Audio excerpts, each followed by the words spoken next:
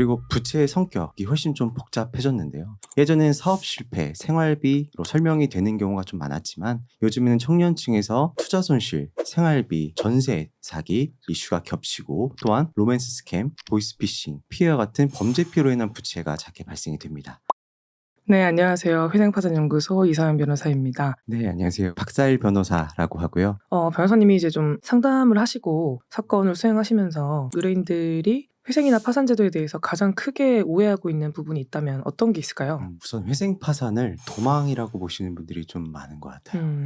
실제로는 이제 법원이 관리를 하고 소득, 재산, 지출을 투명하게 자료 제출하면서 일정 기간 성실하게 변제할 것을 요구받습니다. 또 청산가치 보장 원칙이라고 해서 가지고 있는 재산 이상을 변제하도록 하고 있고요. 결코 피하는 제도가 아니라 오히려 기존의 채무를 정리하고 책임지는 제도에 가깝다는 말씀을 꼭 드리고 싶어요. 그리고 또 하나 회생 파산이 꽤나 내 삶이 실패한 증거가 될 수 있다라고 보시는 분들이 많이 계세요. 많은 분들이 실패로 생각을 하고 또 마침표 중에 하나로 표현을 많이 하세요. 그래서 술 한잔 하시면서 내가 이렇게 파산에 이르게 됐다라고 한탄을 많이 하시는데 정확히는 쉼표죠.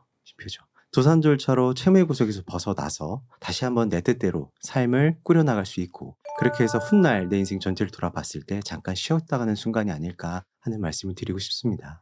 주변에서도 이렇게 빚이 있는 사람들은 되게 많잖아요. 근데 소득이 충분하고 하면 사실 빚은 꼭 나쁜 것만은 아니죠. 잘 활용을 한다면은 자산 증식의 도구가 될 수도 있고. 근데 이런 사람들은 좀 위험하다. 좀 이럴 때는 회생 파산을 좀 고려하는 게 좋겠다라고 하는 특정 포인트가 있나요? 보통 이제 시기가 굉장히 중요한 것 같아요. 보통 연체가 시작된 뒤보다 연체가 예상되는 순간이 가장 좋다고 말씀을 드립니다. 카드 대출 돌려막기가 시작된다거나 또는 생활비를 대출로 메우기 시작했다거나 또는 월말이 되면 이자가 먼저 나가고 원금은 손도 못 대는 상황이 온다거나 압류 독촉보다 더 중요한 신호가 이런 가계 현금 흐름이 더 붕괴되는 느낌, 그런 느낌을 받았을 때 이 타이밍이 빠르게 느끼고 선택을 하실수록 회생이나 파산 절차에서 더 유리하게 가져가실 수 있어요. 반대로 너무 늦으면은 편파 변제나 자금 이동 또는 재산 처분 같은 이슈가 계속 붙어서 비용이 커지고 또 절차 리스크도 올라갑니다. 맞아요. 그 의뢰인들이 진짜 많이 여쭤보시는 것 중에 하나가 예를 들면 5천만 원이 채무가 있어요. 이 상태에서 이미 돌려막기를 시작할 때 이제 오시면 되는데 여기서 계속 돌려막기를 하다가 더 이상 돌려막기가 안 될 때 오시잖아요. 맞습니다. 그러면은 한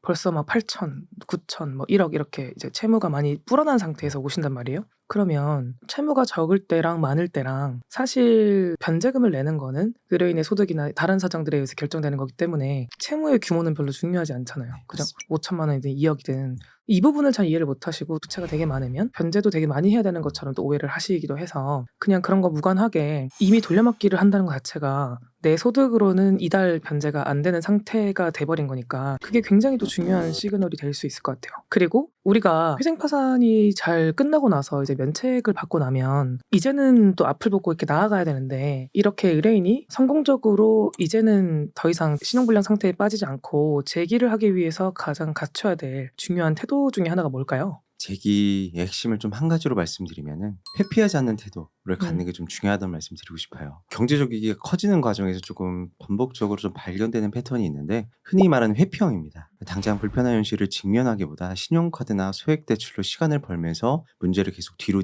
미루는 방식이죠. 신용카드는 오히려 결국 이자와 연체가 더해져 악순환이 좀 커지는 경우가 많습니다. 그래서 절차가 끝난 뒤에 가장 중요한 거는 문제가 생겼을 때 괜찮겠지라고 넘기지 말고 바로 마주보는 습관입니다. 이거를 절차를 진행하시면서 좀 많이 길렀으면 좋겠어요. 소득이 줄 것 같거나 지출이 늘 것 같으면 예상되는 순간부터 단호하게 악순환의 고리를 처음부터 걸지 않고 진행하는 것이 좀 필요할 것 같습니다. 법원이 또 채무자를 표현하는 말 중에 하나가 성실하지만 불운한 채무자라고 표현을 많이 하거든요. 지금까지는 불운하였지만 회생 파산을 겪어도 같은 문제가 발생한다면 이제는 운이 아니라 습관을 바꿔야 된다라는 말씀을 좀 드리는 편입니다. 맞아요.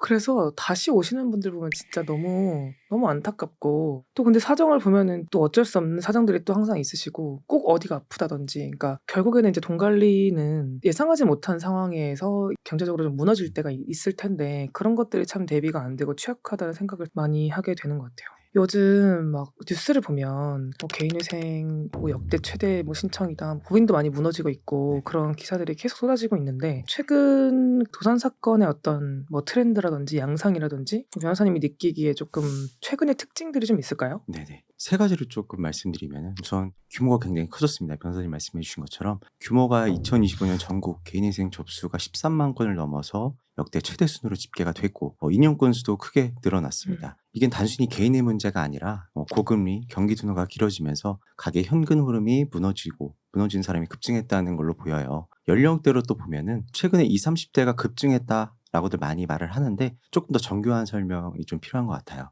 23년을 전후로 20대 개인 회생이 큰 폭으로 늘면서 청년 도산이 사실 강하게 많이 부각이 됐죠. 맞아요. 실제로 지금도 투자 사기 피해형은 채무에서 큰 축을 담당하고 있어요. 근데 서울회생구역은 25년 상반기 통계에서는 23년 이후 20, 30대 비중은 조금 다소 감소한 반면에 50대 이상 비중이 크게 늘어나는 흐름도 같이 확인이 됩니다. 특히 개인 파산은 여전히 5, 60대 이상의 비중이 압도적이고요. 제가 볼 때는 사업, 더 코로나 관련해서 그런 영향이 좀 큰 것 같습니다. 그리고 부채의 성격이 훨씬 좀 복잡해졌는데요. 예전에는 사업 실패, 생활비로 설명이 되는 경우가 좀 많았지만 요즘에는 청년층에서 투자 손실, 생활비, 전세 사기 이슈가 겹치고 또한 로맨스 스캠, 보이스피싱, 피해와 같은 범죄 피해로 인한 부채가 작게 발생이 됩니다. 자영업, 소상공인은 코로나 이후에 버틴 뒤에 고금리 구간에서 한계가 오면서 취약 자영업자 연체율도 높은 수준으로 집계가 되고요. 정리를 하자면은 최근 도서는 불황, 고금리, 주거 투자, 범죄 피해 변수가 한 사람의 재물 구조에 동시에 들어오면서 생기는 경우가 많고요. 그래서 사건도 방어 방법이 다양해지고 또 더 정교한 판단이 필요해지는 것 같습니다. 맞아요.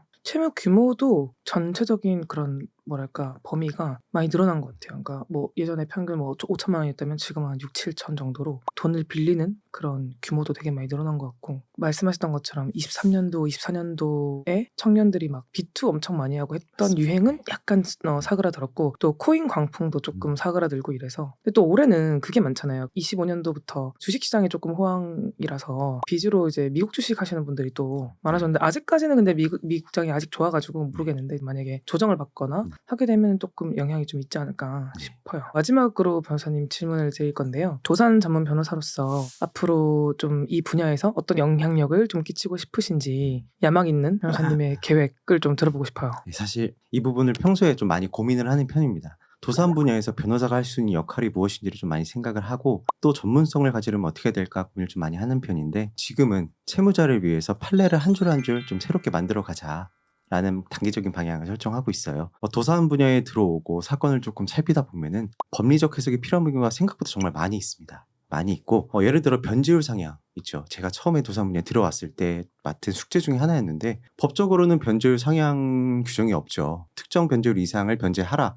난 규정이 없습니다. 그럼에도 불구하고 법원은 일정 부분 이상의 변제율을 충족시킬 것을 요구하는 보정이 많이 나와요. 그런 보정을 맞닥뜨렸을 때 변호사로서 이걸 법리적으로 어떻게 해석하고 치고 나가고 또 실제 자료를 통해서 어떻게 대응하고 이런 부분을 고민하고 궁리하고 연구하고 해결 방안을 찾으면서 나아가는 부분에서 좀 흥미와 재미를 느끼고요. 이런 부분처럼 여러 가지 대응 분야가 있을 텐데 하나하나 모두 전문성을 취득을 해서 제가 결국에는 새로운 채무자를 위해 판례를 만들어 나가는 그런 변호사가 되고 싶습니다. 뭐 싫은 소리를 듣더라도 해야 될 말은 좀 하고 사실 뭐 많이 갚아서 채권자들도 받을 수 있으면 좋겠지만 이게 또 무리하게 변제율을 또 올리게 되면 채무자 입장에서는 이 긴 그 레이스에서 완주를 할 수가 없으니까 그런 것도 고려해서 변제율을 결정을 해야 되는데 또 회생위원님들 중에서는 채권자들의 권리를 조금 더 좀 생각을 해주시는 또 분들도 있으니까 아무튼 또 저희의 역할은 또 이 제도를 잘 지키고 또 채무자들이 안정적으로 잘 완주할 수 있도록 도와주는 또 역할을 또 하고 있으니까 아무튼 변호사님께 제가 거는 기대가 굉장히 큽니다. 오늘 회생파산연구소 식구들 그리고 또 우리 회사에서 사건을 진행하시는 또 수많은 또 의뢰인들이 있잖아요. 그분들께 박사일 변호사님이 이제 또 어떤 분이시고 어떤 마음으로 또 이 분야에서 전문성을 쌓고 계신지 이런 것들을 좀 소개드리고 또 알려드리고 싶어서 오늘 한번 모셨고요. 오늘 인터뷰 내용 굉장히 좋았습니다. 잘 들었어요. 감사합니다. 또 초대드리겠습니다. 네, 아무튼 감사합니다. 네, 고생 많으셨습니다.